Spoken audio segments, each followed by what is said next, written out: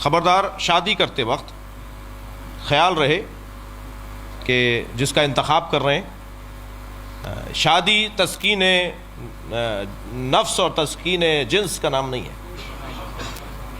شادی تعمیر سماج ہے جی. اور اچھی طرح سوچ سمجھ کے، گوری چمڑی کے اوپر نہ جائیے گا، چال ڈھال پہ نہ جائیے گا جی. کردار دیکھیے گا، اور سب سے بڑا کردار حب زہرا ہے.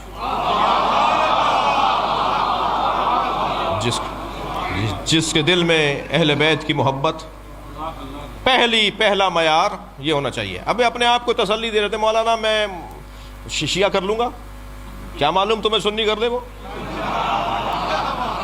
نہیں ہم کیسے سنی ہو جائیں گے؟ اچھا نہیں ہو گئے جی. کہ مولانا شیعہ سنی تو شیعہ ہوتے ہیں، شیعہ سنی نہیں ہوتے. میں نے تو بہت شیعہ دیکھے ہیں جو سنی ہوتے ہیں. وہ کہنے لگے جی کہاں دیکھ لیا آپ نے؟ میں نے کہا ہمارے 21ویں گریڈ کے افسران، یہ 19ویں گریڈ کے افسران، یہ ہمارے وزراء، یہ ہمارے پولیٹیشنز جب چاہتے ہیں ہاتھ باندھ لیتے ہیں. یہ شیعہ سنی نہیں ہوتا. پیسے کی خاطر، دنیا کی خاطر، کرسی کی خاطر. دو لوگوں کو تو مولا علی کا نام ہی نہیں لینا چاہیے، ایک بزدل کو، ایک کنجوس کو.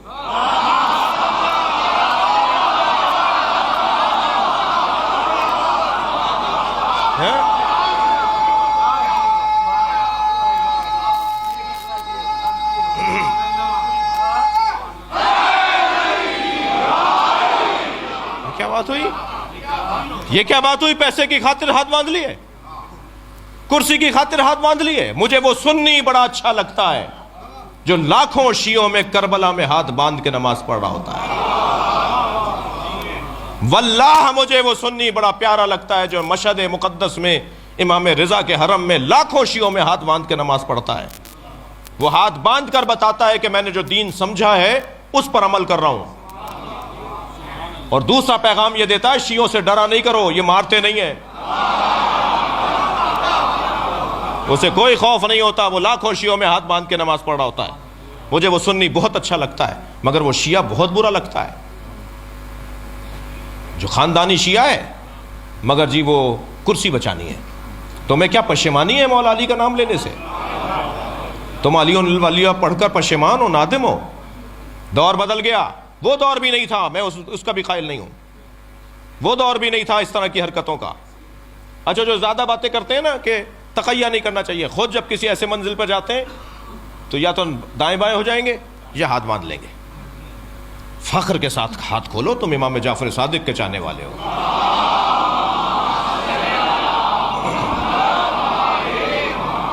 جی اگر ابھی تک بات سمجھ میں نہیں آئی ہے تو وہ علیحدہ بات ہے، سمجھ لینا چاہیے کسی کے پاس جا کر کہ بھئی ہاتھ کھولتے کیوں ہیں. ایک بہت بڑے سیاستدان ہیں، شیعہ ہیں، خاندانی شیعہ ہیں، دادا پردادا سے شیعہ ہیں، وزیر بھی رہے، پاکستان کی کئی پوسٹوں پہ وزارتوں میں رہے. پچھلے دنوں انہوں نے مجھ سے کہا کہ جی میں سجدہ نہیں رکھتا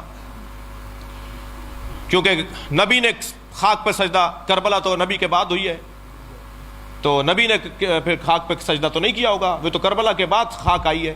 میں نے کہا یہی آپ کی غلط فہمی ہے. اور اچھا اس ٹائپ کے جو لوگ ہیں نا ان کے مزاج میں بولنا ہے، سننا نہیں ہے. اپنے آفسوں میں بیٹھے ہوتے ہیں، اپنے ماتحتوں کے ساتھ زیادہ رہتے ہیں تو بول بول کر ان کو اتنی عادت ہو گئی ہے کہ دوسرے بھی چپ رہتے ہیں کہ بھئی انہیں کو بولنے دو، تو وہ سننے کے تو عادی نہیں ہے. تو خدا کے لیے اچھا الحمدللہ اس وقت ہماری یہ پوزیشن بھی ہے کہ پاکستان کے جنرل، پاکستان کے وزراء، پاکستان کی شخصیات، تھوڑا سا دل ان کا ہمارے اوپر آیا ہوا ہے تو ہم بھی اپنا کام پورا کر رہے ہیں. تو وہ کہنے لگے جی میں سجدہ نہیں رکھتا. تو میں نے کہا آپ شیعہ نہیں ہیں؟ کہنے شیعہ ہوں، کھلا شیعہ ہوں، عزادار ہوں، ماتمی ہوں، گھر کی عزاداری ہے، خاندانی عزادار ہوں، خاندانی شیعہ ہوں، سجدہ نہیں رکھتا. میں نے کہا کیوں نہیں رکھتے؟ کہنے نبی نے کس پر کیا ہوگا سجدہ؟ میں نے کہا خاک پر. کہنے کربلا تو نہیں تھی؟ میں نے کہا کربلا تھی. کربلا تو حضرت آدم کے زمانے سے ہے. کربلا کی زمین پر تو حضرت آدم کو اللہ نے بھیجا، حضرت نوح کو بھیجا، حضرت ابراہیم کو بھیجا، ہر نبی کو کربلا بھیجا اور ہر نبی کا ایک قطرہ صحیح کربلا میں گرایا. ٹھوکر لگی، سر پھٹا، گھٹنا چھلا، پیر کے انگوٹھا چھلا، خون کا ایک قطرہ ضرور نکلا ہے ہر نبی کا. اور جب وہ پوچھتے تھے یا اللہ ہم سے کوئی خطا ہوئی ہے؟ کہ نہیں خطا نہیں ہوئی، حسین کا خون یہاں گرے گا، تمہارا ملا رہا ہوں. ہاں، تو پہلی بات تو یہ کلیئر رہے کہ کربلا امام حسین نے ڈھونڈی ہے، کربلا نے حسین کو نہیں ڈھونڈا ہے. کربلا پہلے سے تھی. رہ گئی بات خاک پر سر رکھنے کی، تو نبی نے خاک پہ سر رکھا. صحیح بخاری کی روایت، صحیح مسلم کی روایت، وَجُعِلَتْ لِيَ الْأَرْضُ سُجَّدًا، اللہ نے میرے لیے خاک کو سجدگاہ بنایا ہے. یہ صحیح بخاری کی روایت، صحیح مسلم کی روایت. محدث دہلوی تو شرح صحیح بخاری کے اندر حاشیے میں لکھتے ہیں کہ جو شیعہ حضرات ٹکیا بنا کر اس پہ سر رکھتے ہیں نماز میں، سجدے میں، شیعہ حضرات جو مٹی کا ڈھیلا رکھتے ہیں، یہ نبی کی سنت پہ عمل کرتے ہیں. صحیح بخاری کی شرح میں لکھا ہوا ہے کہ شیعہ نبی کی سنت پہ عمل کرتے ہیں. تو خاک پر سجدہ تو سرکار بھی کرتے تھے. پھر میں نے ان کو ایک مولا علی کا فرمان سنا دیا، جس کے بعد ان کا پیغام آیا کہ جی اب کلیئر ہو گیا اور اب میں سجدہ رکھا کروں گا. وہ یہ کہ مولا علی سے پوچھا گیا، یا علی، ہر رکعت میں قیام ایک ہے، رکوع ایک ہے، سجدے دو کیوں ہیں؟ فلسفہ احکام، مولا سجدے دو کیوں ہیں؟ تو مولا نے قرآن کی آیت پڑھی کہ سجدے دو اس لیے ہیں کہ جب تم پہلا سر سجدے میں رکھتے ہو، پہلے سجدے کے لیے سر رکھتے ہو خاک پر، تو قرآن پکار کر کہتا ہے منہا خلقناکم، تم اسی مٹی سے بنے ہو. اور جب دوبارہ سر رکھتے ہو تو آیت آگے بڑھتی ہے وَفِيهَا نُعِيدُكُمْ، اسی مٹی میں واپس جاؤ گے. تو پہلا سجدہ تمہاری ولادت کی یاد دلاتا ہے، دوسرا سجدہ تمہاری موت کی یاد دلاتا ہے، اور دونوں سجدوں کے درمیان مختصر سا قیام ہے جسے زندگی کہا جاتا ہے.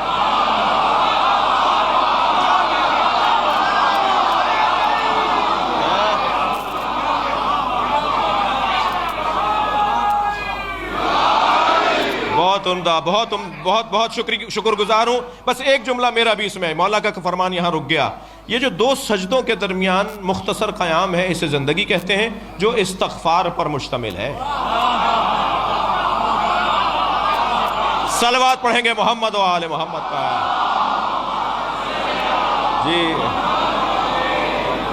جی مولانا، پہلا سجدہ ولادت کی یاد، دوسرا سجدہ موت کی یاد. خاک پر سر رکھو گے تو یاد آئے گا مٹی سے بنے ہو. مولا علی نے فلسفہ بیان کیا، خاک پر سر رکھو گے تو یاد آئے گا مٹی میں واپس جانا ہے. دقت فرمائی آپ نے. تو بچوں سے کہہ رہا تھا کہ انتخاب کرتے وقت ذرا کہیں ایسا نہ ہو کہ برعکس ہو جائے. تم نے اپنے آپ کو دھوکہ دیا کہ میں تو شیعہ کروں. اچھا کوئی ہے اتنا ہنرمند تو حرام نہیں ہے. جی ایک سنی بچی نے ایک یونیورسٹی میں مجھ سے سوال کیا، یوم حسین کے لیے ہم گئے تھے، کہہ لیں جی آپ مولوی حضرات سنی شیعہ کی شادی کی اجازت کیوں نہیں دیتے؟ میں نے کہا تم نے یہ سوال کیوں نہیں کیا کہ پنجابی اور سندھی کی شادیاں کیوں نہیں ہوتی، پٹھانوں کی اور بلوچوں کی شادیاں کیوں نہیں ہوتی؟ اس لیے کہ ثقافتیں مختلف ہیں، رہن سہن مختلف ہے، انداز زندگی مختلف ہے. تو یہی جواب تمہارے لیے ہے. وہ ماتم کرتا ہے، یہ ماتم نہیں کرتی. وہ ہاتھ کھول کے نماز پڑھتی ہے، یا ہاتھ باندھ کے پڑھتے ہیں. تو روزانہ کی الجھنیں، تو حرام نہیں ہے، شادی ہو سکتی ہے. اگر اتنے کارنامہ، اتنی ہمت ہے کہ تم کچھ کر جاؤ تو کوئی مسئلہ نہیں ہے، لیکن جذبات کی بنیاد پر نہیں ہونا چاہیے. تو شادی کے لیے جو سب سے اہم بات ہے وہ کف کا ہونا ہے. مولانا کف کیا ہے؟ تو ایک کونے سے آواز آئی ایک مولانا کی کہ کف کا مطلب یہ ہے کہ وہ اگر ایم اے پاس ہے تو یہ بھی ایم اے ہونے چاہیے کم سے کم. لڑکی اگر مثال کے طور پر فرض کیجئے پی ایچ ڈی ڈاکٹر ہے تو لڑکے کو بھی کم سے کم اتنا تو ہونا چاہیے، تھوڑا زیادہ ہو تو بہتر ہے. جی وہ کروڑ پتی باپ کی بیٹی ہے تو یہ بھی بہرحال اسٹیٹس، پیسہ، دولت، مکان، گاڑی، بنگلہ ایک جیسا ہونا چاہیے. یہ کف ہے. دوسرے نے کہا نہیں یہ کف نہیں ہے، کف ہے ایمان.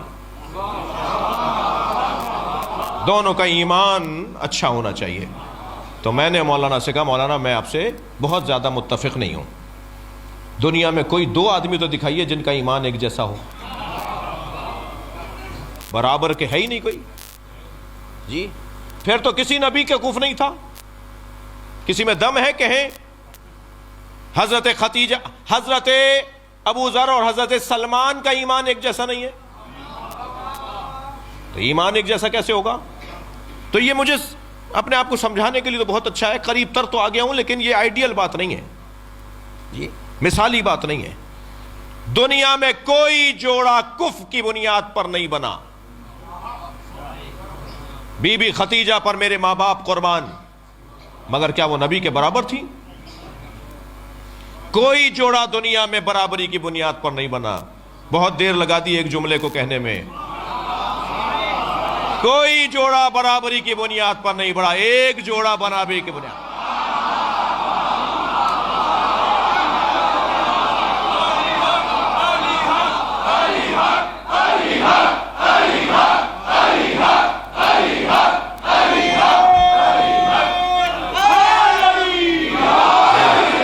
وہ علی و بطول کا جوڑا ہے. سبحان اللہ.